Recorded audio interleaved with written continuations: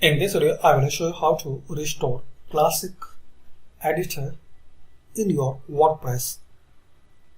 So very simple and basic way. Walk cursor to plugins, and if you need, so login and sign in your WordPress dashboard. If you already sign in, so just hover cursor to plugins and click on add a new.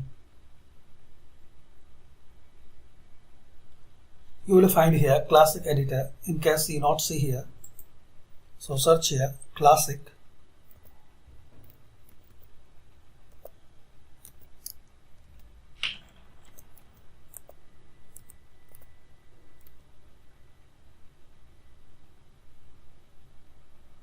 This one, click on install.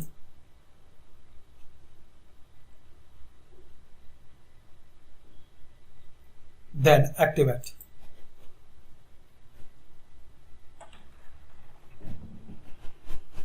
So this is the way, guys, you can restore classic editor in WordPress website. Thanks for watching.